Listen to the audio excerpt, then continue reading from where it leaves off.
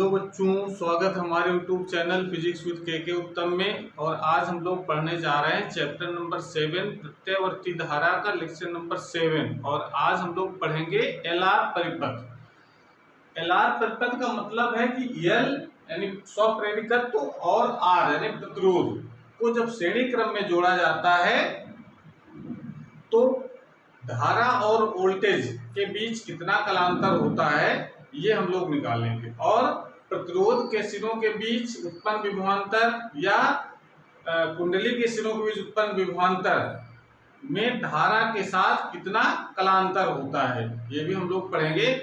तो ये टॉपिक पढ़ने से पहले आपको प्योर रेजिस्टेंस और प्योर इंडक्टर वाला टॉपिक आपको पहले पढ़ लेना चाहिए, जिससे ये टॉपिक पढ़ने में बिल्कुल कठिनाई ना हो।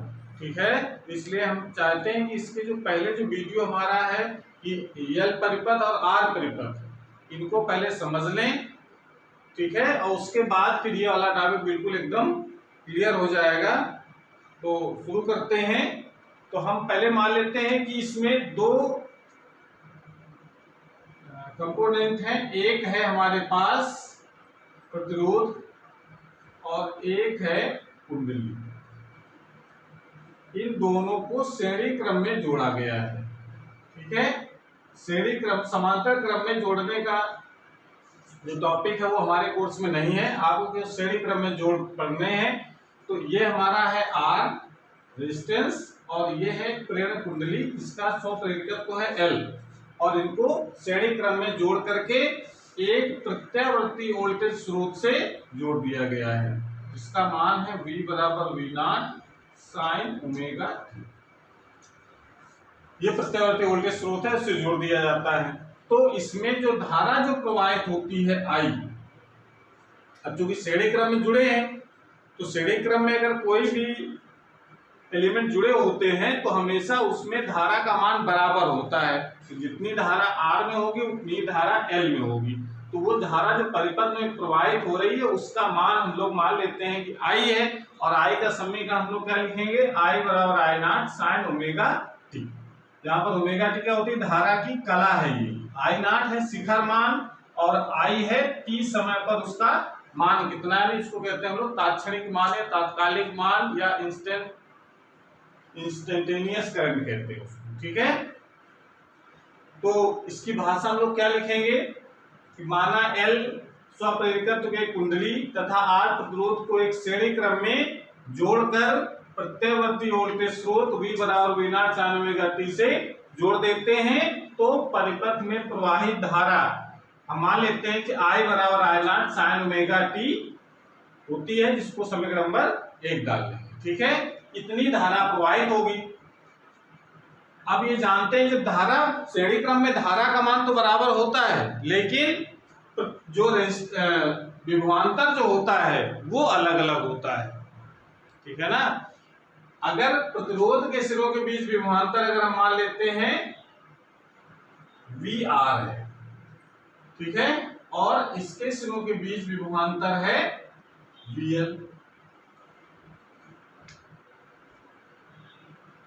अगर हम डीसी सोर्स यहां लगा होता तब तो डीसी सोर्स जितना यहां लगाया था 20 वोल्ट का लगाया जाता। अगर डीसी सोर्स तो जो विभवांतर होता श्रेणी क्रम में वो VR प्लस VL के बराबर होता, लेकिन कब होता, जब डीसी सोर्स लगा होता तब।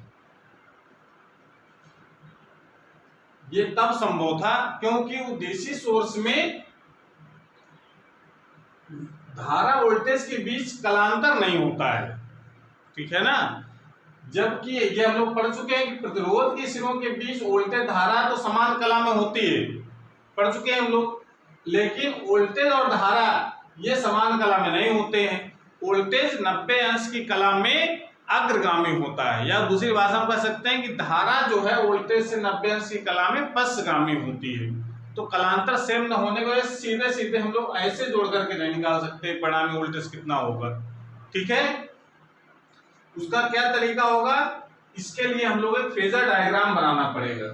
ठीक है, एसी सोर्स के लिए जब भी एसी सोर्स लगा होता है तो परिणामी जो वोल्टेज होता है वो दोनों के जोड़ के बराबर नहीं होता है। उसका परिणामी निकालने के लिए हम फेजर डायग्राम देखेंगे और देखेंगे कितना दोनों वोल्टेजों के बीच कितना कलांतर है, उसके आधार पर हम इसका परिणामी वोल्टेज निकालेंगे। तो जैसा हम जानते हैं, ये हम पढ़ चुके हैं कि प्योर रेजिस्टेंस या प्योर इंडक्टर्स वाले टॉपिक में कि जब भी धारा प्रवाहित होती है तो प्रतिरोध के सिरों के बीच जो विभवांतर होता है वो दोनों धारा और वोल्टेज वी आर और आई ये दोनों समान कला में होंगे, ठीक है ना। और धारा तो जितनी धारा आर में जा रही है उतनी धारा एल में जाएगी, उस श्रेणी क्रम में है। तो आई और वीएल यानी वीएल का मतलब एल के सिरों के बीच विभवांतर होता है वो धारा से 90 अंश की कला में अग्रगामी होता है। ये हम लोग पढ़ चुके हैं सिंगल सिंगल वाले कॉम्बिनेशन में।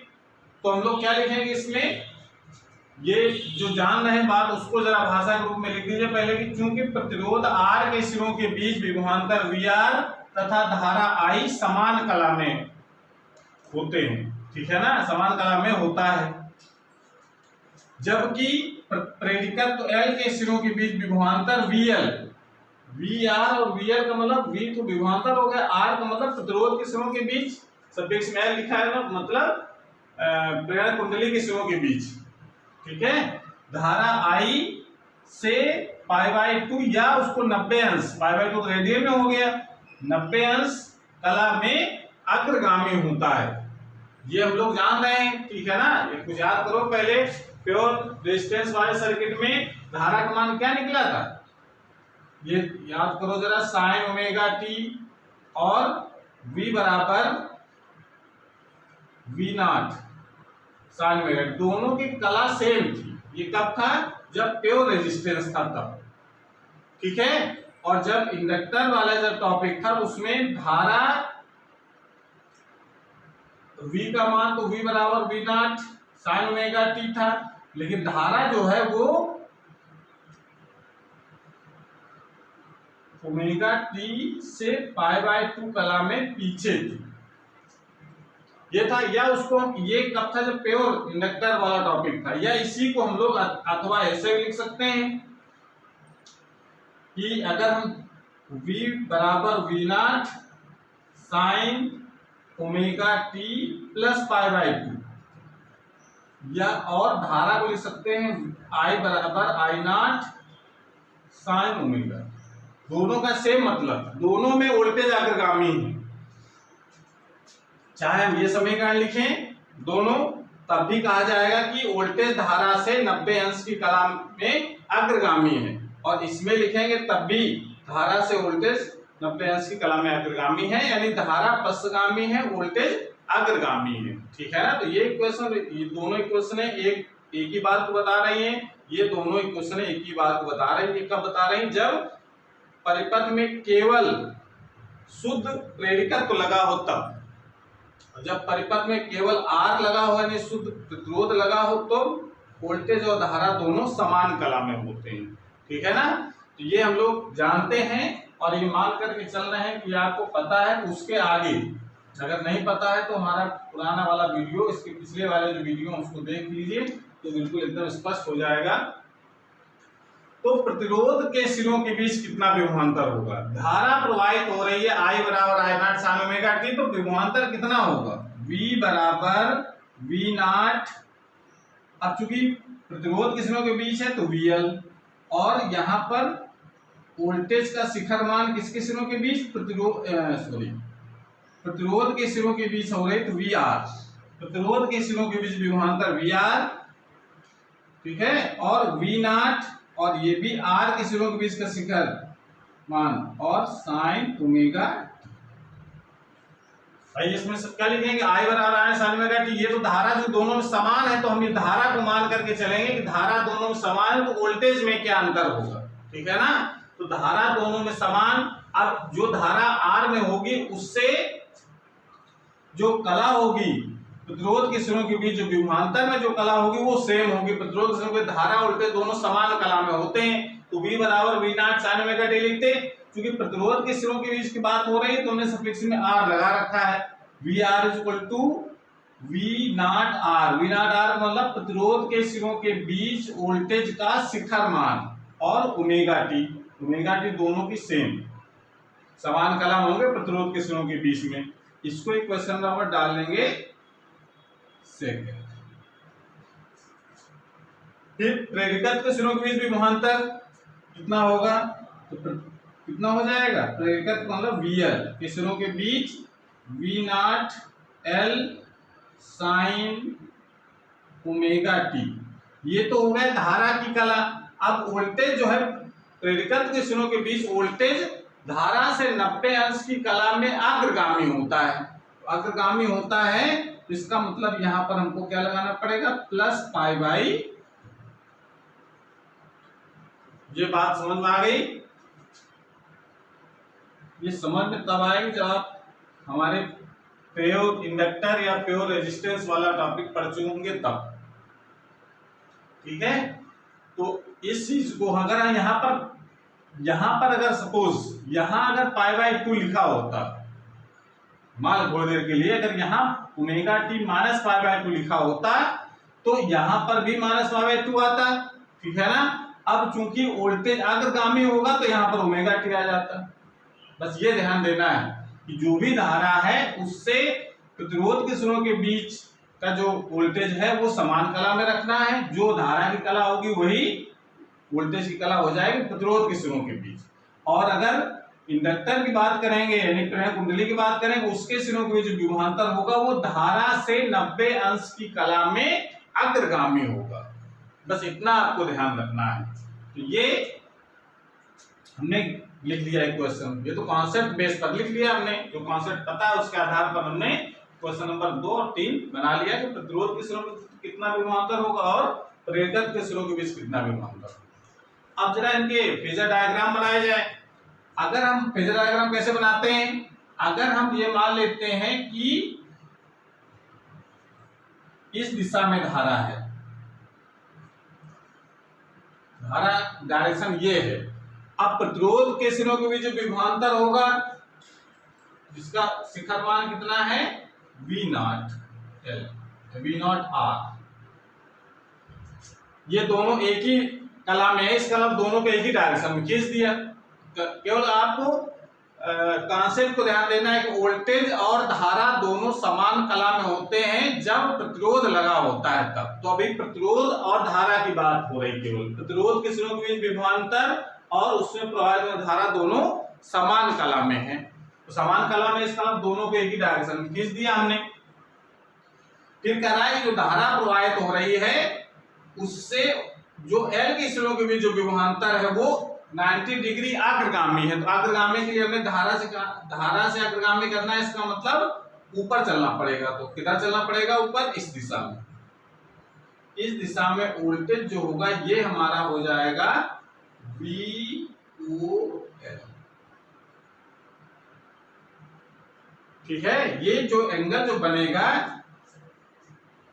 एंगल इसमें 90 डिग्री का दिखना चाहिए, ऐसा लाइन की जो ऐसे,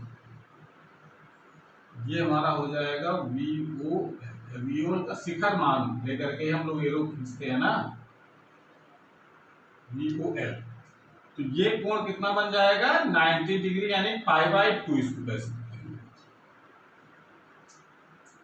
यानी धारा से एल के सिरों के बीच विभवांतर है वो 90 अंश की कला में अग्रगामी है। तो अग्रगामी का मतलब इससे अगर पश्चगामी होता धारा से नीचे जाते, अग्रगामी है तो इधर जाएंगे, ठीक है। अग्रगामी है तो 90 डिग्री का कोण बनाते हुए रेखा खींच देंगे, वो हो जाएगा VL या VOL। VOL का मतलब वोल्टेज का जो शिखर मान है एल के सिरों के बीच वो है यहाँ पर, ठीक है। अब आप जरा देखो VOL और VOR के बीच अब कलांतर कितना हो गया, 90 अंश। तो 90 अंश का कलांतर है, इसका मतलब है कि अब जो परिणामी होगा वेक्टर के तरीके से ये ट्रीट होंगे कि वेक्टर अगर दो वेक्टर हैं और उनका वो अगर परस्पर लंबवत है तो उनका परिणामी हम लोग कैसे निकालते हैं। दो वेक्टर अगर लगे हुए हैं परस्पर लंबवत है तो उनका परिणामी क्या होता है, R² = A² + B², यानी R = A² + B² होता है। और 2ab cos थीटा और थीटा 90 हो गया, cos 90 0 हो गया। ठीक है ना। तो इसका मतलब है कि अगर चूंकि VOL और VOR ये दोनों परस्पर लंबवत है तो इनका परिणामी क्या होगा। परिणामी हम लोग क्या लिखेंगे, तो परिणामी को शो करने के लिए हम लोग जो समांतर चतुर्भुज का जो नियम है वृत्तों को जोड़ने का उसका यूज करेंगे। तो एक समांतर चतुर्भुज बना लिया इन संलग्न भुजाओं को मान करके, और इसका जो परिणामी होगा वो उसके विकर्ण द्वारा प्रदर्शित होगा। तो ये हमारा हो जाएगा इसका परिणामी वोल्टेज VO, यानी VOL और VOR का जो परिणामी होगा वो क्या हो जाएगा VO। उसका मान कितना होगा, दो वेक्टर अगर हैं उनका परिणामी कैसे निकालते हैं हम लोग, तो परिणामी जो है लिखेंगे हम लोग, क्या लिखेंगे इसमें देखो, कला आरेख द्वारा परिपथ के परिणामी विभवांतर का शिखर मान कितना हो जाएगा VO स्क्वायर। बिल्कुल ये वेक्टर मान करके आप जोड़िए, दोनों समान कला में होते तो सीधे सीधे जुड़ जाते VOL और VOR, लेकिन दोनों परस्पर लंबवत हैं तो लंबवत होने का परिणामी क्या होता है VO square equal to VOR का स्क्वायर प्लस VOL का स्क्वायर। ये होगा, कोई दिक्कत है यहां तो नोट कर लीजिए, फिर आगे बताते हैं।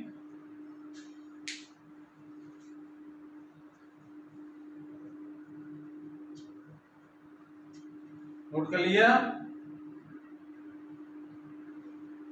बहुत बढ़िया। चलिए इसको आगे सॉल्व करो, मैथ के तरीके सॉल्व करना है, बहुत कठिन नहीं है, बस आपको केवल कॉन्सेप्ट को ध्यान में रखते हुए इसके डायग्राम बनाने और उसी आधार पर इसकी भाषा लिखनी है। ठीक है, और न्यूमेरिकल लगाते समय कॉन्सेप्ट को ध्यान रखेंगे तभी न्यूमेरिकल आसानी से लग पाएंगे। कठिन बिल्कुल नहीं है, लेकिन कॉन्सेप्ट आपको पता होना चाहिए। अब जरा ध्यान दो, इसमें आगे इसी के आगे सॉल्व करो इसको। VO इक्वल टू क्या हो जाएगा, अंडर रूट VOR का स्क्वायर प्लस VOL का स्क्वायर, ये हो जाएगा। अब जरा ध्यान दो, इसमें VOR जो प्रतिरोध है उसके सिरों के जो विभवांतर है उसका मान क्या होता है, ये भी हम लोग निकाल चुके हैं जब प्योर रेजिस्टेंस पढ़ रहे थे। तो हमने क्या लिखा था यहाँ पर, जिसका मान लिखा गया था VOR equal to IR, formula पढ़ा ना हम लोगों, तो I नॉट R। ये कब था, ये फार्मूला पढ़े ना हम लोगों ने, ये लिखा गया था, हम लोगों ने लिखा था I नॉट इक्वल टू था V नॉट अपॉन R, प्रतिरोध के सिरों के बीच। ये फार्मूला आप लोग पढ़ चुके हैं ना, प्रतिरोध के सिरों के बीच की बात हो रही है, इसलिए सफिक्स से हमने क्या लगा रखा है यहाँ पर R। चूंकि दो चीजें हैं, कंफ्यूजन ना हो किसके शिखर के मान की बात हो रही है, इस वजह से यहाँ पर VOR या VOL लिख देते हैं। ठीक है ना। इसी प्रकार से VOL का मान कितना हो जाएगा, VOL जो धारा दोनों में सेम है, धारा तो दोनों में सेम है, जितना इसमें धारा है उतनी इसमें धारा है, धारा तो सेम रहेगी तो I नॉट तो सेम हो गया शिखर मान उसका। धारा अगर सेम है तो उसका शिखर मान भी सेम होगा, और उसमें VO अपान क्या था यहाँ पर हम लोग लिखते थे XL। भाई यहाँ पर प्रतिरोध होता है और यहाँ पर क्या होता है, प्रेरण प्रतिघात कहते हैं हम लोग। ठीक है ना, इसको कहते हैं हम लोग इंडक्टिव रिएक्टेंस XL होता है ना, इसको हम लोग XL को ये भी लिख सकते हैं, ये यहाँ पर सफिक्स में L लगा दीजिए तो पता चले किसके शिखर मान की बात हो रही है। XL और क्या होता है ओमेगा L, ये भी लिख सकते हैं, XL बराबर ओमेगा L होता है ना। तो इसका मतलब यहाँ पर इसकी वैल्यू क्या लिख सकते हैं हम लोग, यहाँ पर छांतर करके लिखा जा सकता है I not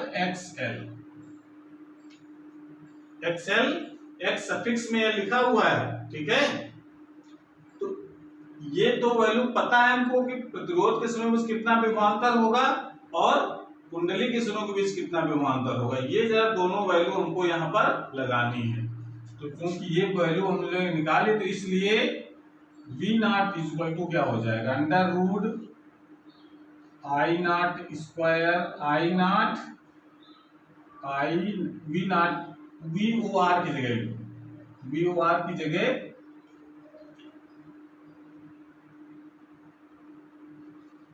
I nought R square plus I nought XL ये लिख सकते हैं। अब देखिए यहाँ पे स्क्वायर जब करोगे तो I nought square I not common हो जाएगा, इसको बाहर निकालोगे तो I नॉट बाहर आएगा, उसको पक्षांतर करके यहाँ पर लिखा जा सकता है इस प्रकार से। ये तो आप गणित के हिसाब से उसको सॉल्व कर सकते हैं। तो अंदर क्या बचेगा, R square plus XL square, ये हो जाएगा। अब V not upon I not क्या होगा ये बताओ। ये परिणामी वोल्टेज का शिखर मान है और ये है जो धारा पर प्रवाहित हो रही है जो कि दोनों सेम होगी उसका शिखर मान है। तो V अपान I ये क्या बन जाता है, V अपान I ये प्रतिरोध हो गया एक तरीके से, R equal to V upon I होता है ना, तो इसका मतलब ये प्रतिरोध है। अब चूंकि प्रतिरोध ये परिपथ का प्रतिरोध जैसा व्यवहार होगा ये, लेकिन प्रतिरोध चूंकि L और R दोनों के कारण है इसलिए इसका प्रतिरोध नाम नहीं दिया गया, इसको कहा गया परिपथ की प्रतिबाधा। लेकिन काम वो प्रतिरोध का है, प्रतिबाधा हमेशा जो है वो प्रत्यावर्ती धारा स्रोत के लिए काम करती है, ठीक है ना। इसका मतलब V अपान I की जगह हम लोग क्या लिख सकते हैं, Z, और Z का नाम जो होता है उसको कहते हैं प्रतिबाधा कहते हैं, यानी इसको हम लोग ये लिख सकते हैं, या इसी को अगर हम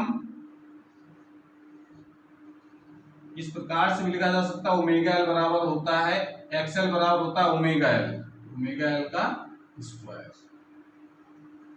ये लिखा जा सकता है। जहां अब हमने इसका नाम भी लिख लेते हैं हम लोग, जहां Z बराबर किसकी जगह लिखा हमने, V not upon I not. ये न्यूमेरिकल के लिए ध्यान रखना है, पड़ेगी Z का मान निकालना तो V not upon I not, ठीक है ना, या V अपान I भी लिख देते हैं कहीं कहीं, किसी बुक में V अपान I भी लिखा गया है। V का मतलब कुल जो यहाँ पर अगर V अपान I लिखा है इसका मतलब कुल वोल्टेज कितना लगा है, ये वाले वोल्टेज की बात होगी, VR और VL की बात नहीं होगी यहाँ पर, ठीक है ना। कुल वोल्टेज यानी परिपथ का जो परिणामी वोल्टेज है वो कितना है और परिपथ में कितनी धारा प्रवाहित हो रही है। तो किसी पे V अपान I को भी Z लिखा गया है, सिंबलों में अंतर है लेकिन उसका जो कॉन्सेप्ट है वो सेम है, ठीक है। तो Z equal to V upon I को परिपथ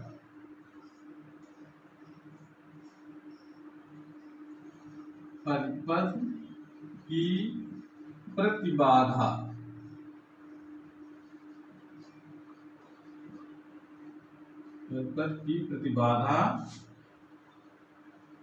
प्रतिबाधा को इंग्लिश में कहते हैं इम्पीडेंस।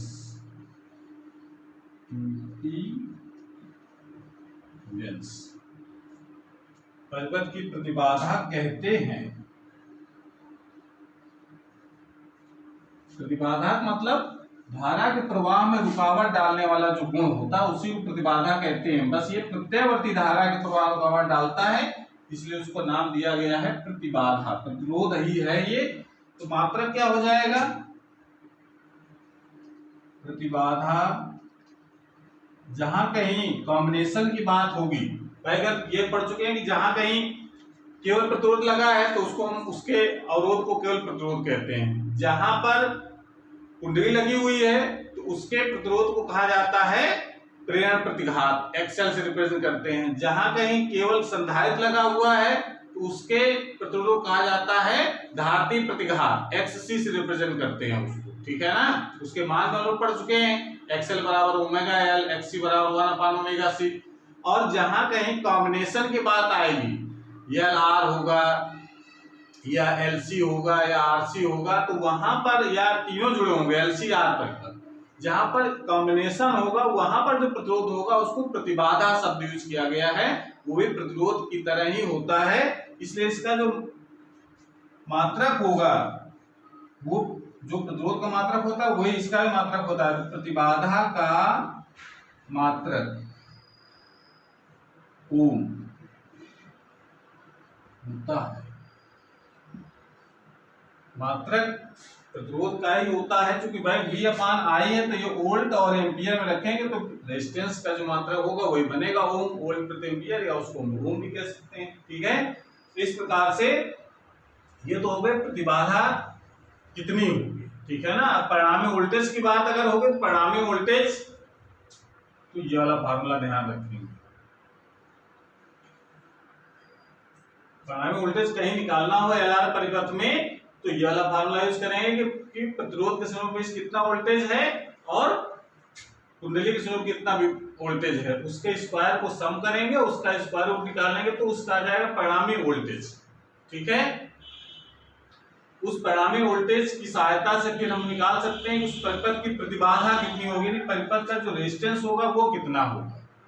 ठीक है, उसका मान हम लोग निकालेंगे तो उसका फार्मूला बन जाता है Z = √R² + XL², जब हम ये वैल्यू रखेंगे। ठीक है, ये V = IR से ही बनी है। अलग अलग जो पार्ट है उसके R और L, उसके सिरों के बीच जो विभवांतर है वो यहाँ पर लिखा गया है। ठीक है, इस प्रकार से ये तो प्रतिबाधा की बात हो गई। अब जरा ध्यान दो, इसको नोट करो, फिर आगे बताते हैं हम।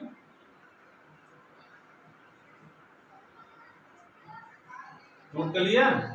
अब जरा ध्यान दो, ये जो परिणामी जो वोल्टेज आया जिसका मान हम लोगों ने यहाँ पर लिखा है V0 का मान निकाला हम लोगों ने, स्क्वायर करके ऐड किया, उसका स्क्वायर का परिणामी वोल्टेज आ गया। तो परिपथ का जो परिणामी वोल्टेज होगा वो धारा से समान कला में नहीं आ रहा है, समान कला में आ रहा है। ध्यान दो, ये परिपथ का परिणामी वोल्टेज है और ये परिपथ में प्रवाहित धारा है, तो परिणामी वोल्टेज और धारा ये दोनों समान कला में दिख रहे हैं। समान कला में होते तो ये धारा की दिशा में ही परिणामी वोल्टेज आता। परिणामी वोल्टेज धारा की दिशा में ना होकर के कुछ कोण बना रहा धारा से, तो इसका मतलब है कि अगर ये दोनों समान कला में नहीं है परिणामी वोल्टेज और धारा, ठीक है ना, तो क्या कहेंगे, कौन अग्रगामी है? वोल्टेज धारा से, भाई धारा से इस तरफ है ना वोल्टेज, ऊपर की तरफ, तो इसका मतलब वोल्टेज जो होता है वो धारा से अग्रगामी है। ये कह सकते हैं कि जो परिणामी जो वोल्टेज है वो धारा से अग्रगामी है। कितने कला से अग्रगामी है, वो अगर मान लेते हैं फाई है, तो अगर फाई मान ले तो 10 फाई का मान कितना होगा। ठीक है, ये जरा ध्यान दो, इसमें नोट कर लिया।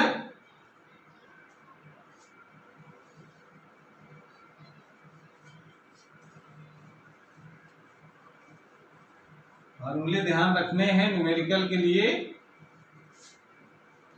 कॉन्सेप्ट को विशेष तौर से ध्यान रखना है, तभी न्यूमेरिकल लगाने में आनंद आए। कॉन्सेप्ट ध्यान नहीं तो न्यूमेरिकल फिर लगाने में समस्या आ सकती है। तो अब यहाँ देखिए, जो हमने फेजर डायग्राम जो खींचा है, कला आरेख जिसको कहते हैं, कला आरेख से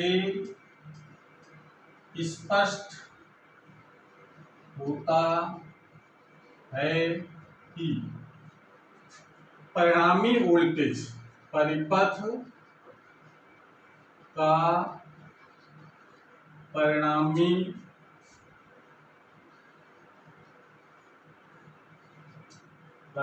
विभवांतर कह सकते हैं, वोल्टेज को भी कह लीजिए, परिपथ का परिणामी विभवांतर धारा I से V, परिपथ का परिणामी विभवांतर V धारा I से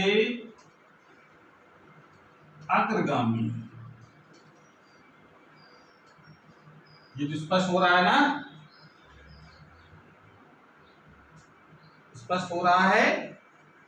कला आरेख से स्पष्ट होता है कि परिपथ का परिणामी विभवांतर V तथा धारा I, विभवांतर V धारा I से अग्रगामी है। ये तो अग्रगामी तुमको दिख रहा है इसमें, या उसको उल्टी भाषा में अगर कहें कि परिणामी जो वोल्टेज है वो धारा से, परिणामी वोल्टेज जो है वो धारा से अग्रगामी, ये बात तो स्पष्ट है। इसकी उल्टा हम लोग क्या लिख सकते हैं कि धारा जो है परिणामी वोल्टेज से पश्चगामी है। कितनी कला से, तो कला हम मान लेते हैं फाई है, ठीक है ना। तो उस फाई का मान ज्ञात करेंगे। तो यदि इनके बीच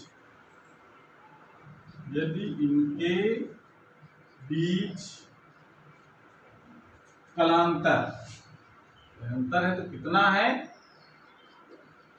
कलांतर फाई है 2। अग्रगामी तो है, यदि इनके बीच कलांतर अगर फाई है तो tan फाई का मान कितना होगा बताओ, फेजर डायग्राम से देख करके बताओ। tan फाई बराबर लंब बटे आधार, यानी लंब बटे आधार। तो लंब ये कितना है, V नॉट L कह सकते हैं, और V nought R, tan phi का मान निकाल सकते हैं। अब इसको जरा हम लोग दूसरे रूप में अगर लिखना चाहें तो इसको क्या लिख सकते हैं, V equal to I nought XL upon I nought V nought R, ये लिख सकते हैं। सॉरी,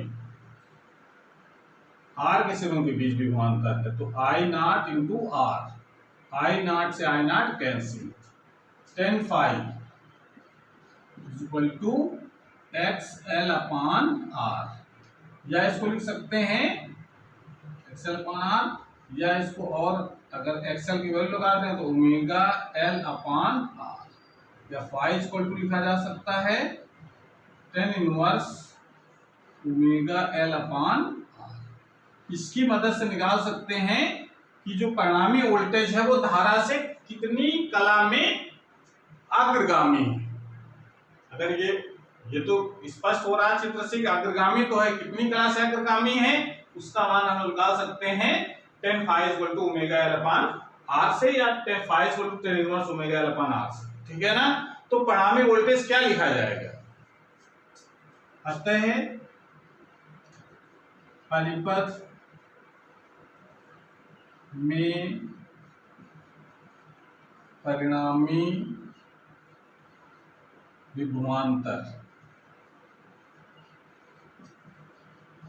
या वोल्टेज कुछ भी लिख सकते हैं, परिणामी विभवांतर का समीकरण, परिणामी विभवांतर का समीकरण क्या लिखा जाएगा। इस धारा का समय लिखा गया था ना, कितनी धारा प्रवाहित हो रही, धारा समय लिखा था हम लोगों ने, I बराबर I नॉट साइन ओमेगा, ये लिखा गया है। तो परिणामी वोल्टेज क्या होगा, परिणामी वोल्टेज हमने अभी लिख दिया, कला कितनी है तो पता नहीं है, ये अभी हम लोगों ने जब कैलकुलेशन किया तो पता चला कि नहीं। अब इसके हिसाब से देखा जाए धारा अगर हमने I बराबर I साइन ओमेगा टी मान लिया और जो वोल्टेज लगाया वो भी V बराबर साइन ओमेगा टी, तो दोनों तो समान कला में हो गए, पर ऐसा नहीं है। ये तो केवल आपको शुरुआत में मान लिया कि हमने इतना लगाया परिणामी वोल्टेज, लेकिन परिणामी वोल्टेज में जो कला जो आएगी वो साइन ओमेगा टी और प्लस फाई और आएगी। तो वो यहाँ पर लिखना है कि अतः परिपथ में परिणामी विभवांतर का जो समीकरण होगा उसको हम लोग क्या लिखेंगे, V बराबर V nought sine omega t plus phi. ये चीज ध्यान रखना है, न्यूमेरिकल में इसकी जरूरत पड़ती है कि धारा का मान दिया होता है और कभी कभी कहता है कि परिणामी वोल्टेज का समीकरण बताओ क्या होगा। तो परिणामी जो वोल्टेज का समीकरण जो होगा वो धारा से फाई कला में अग्रगामी होगा, या कभी कभी ये वोल्टेज दे रखा है और धारा का समीकरण पूछता है, तो अगर वोल्टेज दिया और धारा पूछ रहा है इसका मतलब धारा जो है होती है वोल्टेज से फाई कला में पश्चगामी है, ठीक है ना। तो अगर वोल्टेज का समीकरण पता होता पहले से तो इसमें हम फाई माइनस करते तो ये आ जाता। बस समझ रहे हैं, फाई का मान कितना होगा वो हम लोग इस वाले समीकरण से निकालेंगे, tan phi equal to omega L upon R से। समझ में आ रहा है, तो ये हमारा कॉन्सेप्ट था कि L और R अगर लगे हों तब धारा वोल्टेज के बीच कितना कलांतर होता है और उसका जो परिणामी वोल्टेज होता है वो कितना होता है, यानी परिणामी विभवांतर का मान कितना होता है। ठीक है, तो ये कॉन्सेप्ट को ध्यान में रखते हुए इसके कुछ आंकिक प्रश्नों को कर लें जिससे ये कॉन्सेप्ट और क्लियर हो जाए। ठीक है, इसको नोट कर लीजिए, फिर आंकिक प्रश्न करते हैं।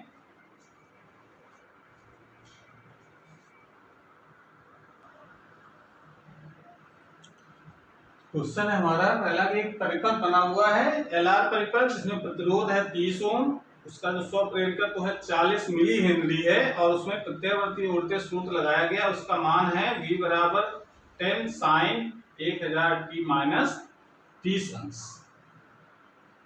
ये वोल्टेज की कला है पूरी, ठीक है ना, 1000 t माइनस 30, ये वोल्टेज की कला मान चलेंगे।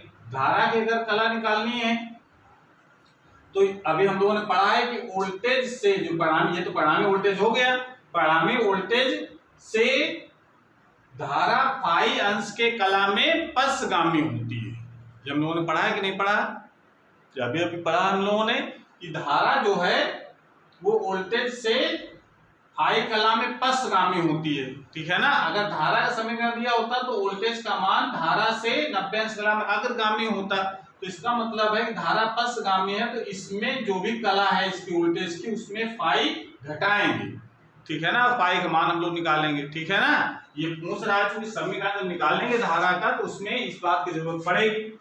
तो ज्ञात क्या करना है, देखिए क्वेश्चन में, ये तो क्वेश्चन हो गया हमारा, ज्ञात करना है प्रेरणिक प्रतिघात। प्रेरणिक प्रतिघात का मतलब एक्सएल निकालना है कितना होगा, ठीक है, और परिपथ की प्रतिबाधा यानी जेड निकालना है और धारा का शिखर मान निकालना है आई नॉट और इसका समीकरण निकालना है, ठीक है ना, धारा का समीकरण कितना होगा। तो पहले जरा ज्ञात करो इसमें, इसका सॉल्यूशन जरा देखो। प्रेरणिक प्रतिघात एक्सएल का मान कितना होगा, एक्सएल बराबर क्या होता है ओमेगा एल, और ओमेगा का मान कितना है देखो इसमें V बराबर 10 साइन 1000 t, तो 1000 t omega T, omega T जो यानी t के साथ जो गुणा में लिखा होता है वो ओमेगा होता है, ठीक है ना, वो चाहे धारा के साथ लिखा हो चाहे वोल्टेज वाला समीकरण के साथ लिखा हो। तो यहाँ पर जब वैल्यू लगाएंगे तो इसका ओमेगा मान कितना हो जाएगा 1000, एल ये दे रखा 40 मिली हेनरी, तो उसको हेनरी में चेंज करना पड़ेगा, तो 10 की घात -3 का और मल्टीप्लाई कर देंगे, ठीक है। तो 10 की घात -3 और 10 की घात +3, ये 1000 10 की घात प्लस के 3 हुए ना, तो कैंसिल हो जाएंगे, 40 आ जाएगा, 40 ओम। ये प्रतिरोध का मात्रक के बराबर उसका मात्रक होता है, तो ये एक आंसर तो हो गया फर्स्ट पार्ट, 40 ओम आंसर हो गया, ठीक है। सेकंड पार्ट जरा देखो, धारा का शिखर मान पूछ रहा है, धारा का शिखर मान कितना होगा, तो आई नॉट, सॉरी परिपथ की प्रतिबाधा पहले निकाल ली जाए। सेकंड पार्ट परिपथ की प्रतिबाधा है, Z इक्वल टू फार्मूला अभी हम लोगों ने पढ़ा है, Z इक्वल टू होता है आर स्क्वायर प्लस XL का स्क्वायर, तो पढ़ा हम लोगों ने, इसमें जरा वैल्यू रखो, आर स्क्वायर, आर कितना है 30 का स्क्वायर प्लस XL का मान ऊपर निकाला हम लोगों ने 40 का स्क्वायर, इसको ऐड करो तो कितना हो जाएगा 900 और 1600 2500 हो गया, 2500 का स्क्वायर रूट कितना हो गया 50 एक आंसर ये हो गया, ठीक है। ये तो हो गए परिपथ की प्रतिबाधा। आप कह रहा है शिखर मान बताओ कितना, इधर कर रहे हैं इसको। थर्ड पार्ट शिखर मान यानी आई नॉट का मान कैसे निकाला जाए। अभी हम लोगों ने फार्मूला पढ़ा है, Z इक्वल टू होता है V not upon I not, ये तो फार्मूला पढ़ा है ना। Z की जगह Z किसकी जगह लिखा गया था, V not upon I not की जगह लिखा गया है, तो यहां से आई नॉट का मान कितना हो जाएगा V नॉट अपॉन Z बन जाएगा फार्मूला। तो यहां से V नॉट की वैल्यू रखो, V नॉट कितना है 10, यहां पर है ना V नॉट, और Z की वैल्यू अभी हमने निकाली है 50, तो कितना हो गया ये तो कर जाए दोनों 1/5 यानी 0.2 एम्पियर, 0.2 एम्पियर, ये आंसर हो गया इसका। तो शिखर मान होगा धारा का वो 0.2 एम्पियर हो जाएगा। ठीक है, अब लास्ट ले जाता है फोर्थ पार्ट। इसका फोर्थ पार्ट क्या है, धारा का समीकरण। धारा का समीकरण कैसे लिखते हैं हम लोग, I बराबर I नॉट साइन। अब ध्यान देने की जरूरत है यहाँ पर जो धारा होगी परिपथ की, धारा जो होगी वो वोल्टेज से फाई कला में पश्चगामी होगी। भाई कुछ याद आ रहा है ना, इधर ये इस तरफ था धारा और परिणामी वोल्टेज इधर आया था, ये परिणामी वोल्टेज तो आया था, इधर था हमारा V नॉट R भी था, याद करो, और इस तरफ था हमारा V नॉट L। तो परिणामी वोल्टेज हमारा इधर आया था जिसका कलांतर था फाई। ठीक है ना, तो इसका मतलब है कि ये फाई, इसका मतलब धारा जो है वो वोल्टेज से फाई कला में पश्चगामी है। तो पश्चगामी, इसका मतलब वोल्टेज कितना है, वोल्टेज की कला कितनी है, उससे हमको पश्चगामी करना पड़ेगा। तो पश्चगामी वोल्टेज की कला कितनी है, 1000 t माइनस 30 डिग्री और माइनस फाई कला में पश्चगामी जो भी वोल्टेज है, यही कॉन्सेप्ट है। जो ये नहीं केवल ओमेगा टी माइनस फाई कर दें, गलत हो। जो भी वोल्टेज का जो फेज दे रखा है उसमें आपको फाई घटाना है, क्योंकि अब पश्चगामी करना है धारा वोल्टेज से। ठीक है, तो अब मेन का हमारा आई नॉट का मान तो निकाल चुके हम लोग 0.2 एम्पियर। मेन फाई का मान निकालना है, तो फाई का मान कैसे निकाला जाएगा, तो 10 phi is equal to omega L या एक्सएल कह सकते हैं, सीधे सीधे एक्सएल अपॉन आर। ये होता है फार्मूला। एक्सएल की वैल्यू कितनी है 40 और आर की वैल्यू कितनी है आर की वैल्यू है 30। ये आ जाएगा 10 फाई इक्वल टू आ गया 4/,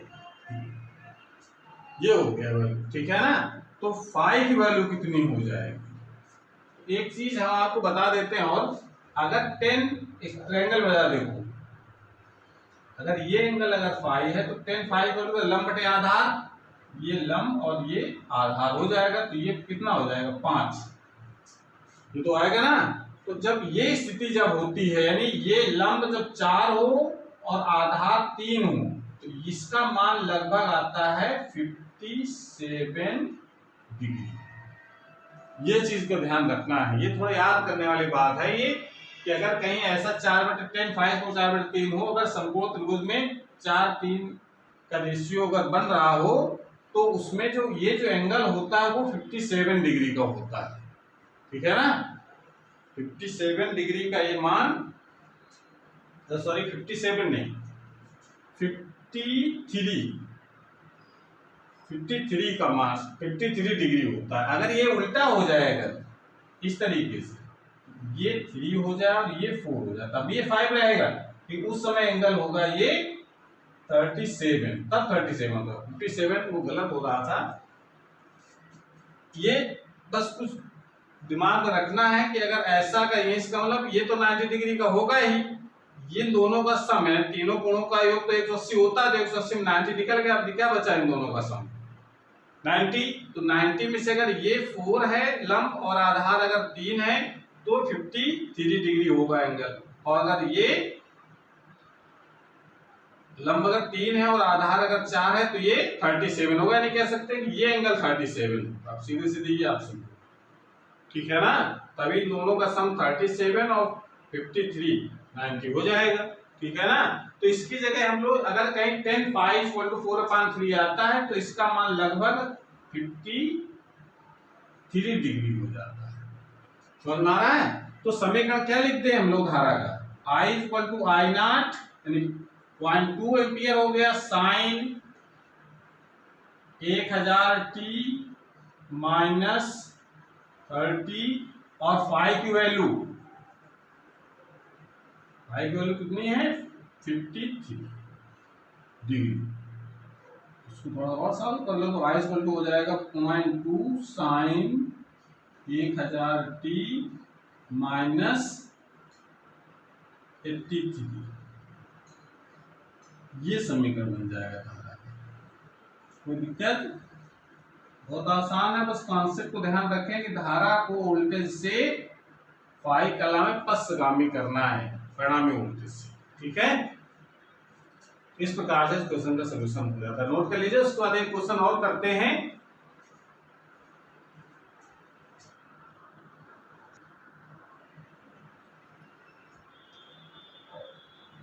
तो अगला क्वेश्चन हमारा है, इसमें भी परिपथ बना हुआ है, एलआर परिपथ है, जिसमें एल की श्रेणी में जो विभवांतर है 240 वोल्ट है और आर की श्रेणी में जो विभवांतर है वो 100 वोल्ट है। एक प्रत्यावर्ती स्रोत यहाँ पर लगाया गया, तो कह रहा है कि इसकी वोल्टता याद करो कि प्रत्यावर्ती जो स्रोत लगा है उसका मान कितना है, ये ज्ञात करना है। और कह रहा है परिपथ की प्रतिबाधा कितनी है। दो चीजें पूछ रहा है ये क्वेश्चन में, और फिगर बना हुआ है इसमें, धारा प्रवाहित हो रही है 2 एम्पीयर।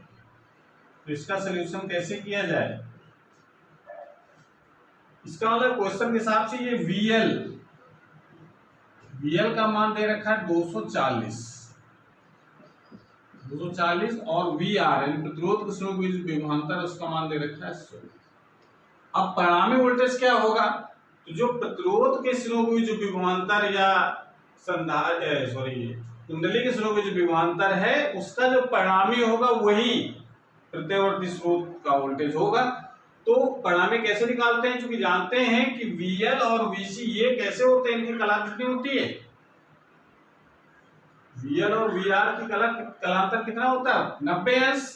ठीक है ना? तो इसका मतलब इसका जो परिणामी होगा वो हम लोग क्या लिखेंगे? V = √VL² plus VR। वही फार्मूला है, बस केवल सिंबल चेंज हो गए हैं। यहाँ V0 क्या लिखा गया? तो V0 L का स्क्वायर और V0 R का स्क्वायर। ठीक है ना? अब चूंकि यहाँ पर ये शिखर मान ये मान करके इसको सॉल्व किया जाता है, तो दे रखा है अगर ऐसे वोल्टेज दे रखा है तो V का मान है V का मान तो ज्ञात करना है। VL का मान कितना है? 240 का स्क्वायर प्लस 100 का स्क्वायर। कितना हो जाएगा? 240 का स्क्वायर 240 यानी 24 का स्क्वायर देखो 576 और 2 जीरो और लग गए प्लस 100 का स्क्वायर 10,000। ये वैल्यू हो जाएगी √676 और 2 जीरो जोड़ने के बाद ये। ठीक है, 676 का स्क्वायर रूट कितना हो जाएगा? 26 जीरो लग जाएगा, यानी कितने वोल्ट। ये इसका परिणामी वोल्टेज आ जाएगा। फर्स्ट पार्ट का सलूशन किया। प्रत्यावर्ती स्रोत की वोल्टता यानी उस कितना वोल्टेज होगा। ठीक है ना? अब यहाँ पर कला वगैरह नहीं निकाल सकते क्योंकि बाकी और चीजें हमको नहीं पता है इसके बारे में कि धारा की कला कितनी है, वोल्टेज की कला कितनी, कुछ पता नहीं है। तो कला की हम लोग बात ही नहीं करेंगे इस क्वेश्चन में। और इसका जो सेकेंड पार्ट है ये समझ आ गया ना? उसके बाद इसका जो सेकेंड पार्ट ज्ञात करना है, परिपथ की प्रतिबाधा यानी Z निकालना। तो Z क्या होता है? V/I यानी परिपथ में कुल वोल्टेज कितना है और परिपथ में प्रवाहित होने धारा कितनी है। तो कुल वोल्टेज कितना निकालना हम लोगों ने? 260। तो यहाँ 260 बटे धारा कितनी प्रवाहित हो रही है? 2 एम्पीयर। Z कितना हो जाएगा? 130 ओम। ये इस प्रकार से इस क्वेश्चनों को कर सकते हैं। बुक में एलआर परिपथ के बहुत सारे क्वेश्चन दे रखे हैं, ये आप अपने मन से लगाने का इसी कॉन्सेप्ट के आधार पर प्रयास करेंगे। तो आज का वीडियो हमारा कैसा लगा, इसको लाइक करें और चैनल में अगर नए हैं तो चैनल को सब्सक्राइब भी करें, जिससे नए जो वीडियो अपलोड हो उसकी नोटिफिकेशन आपके पास सबसे पहले पहुंच जाए। पढ़ाई करते रहिए। Thank you.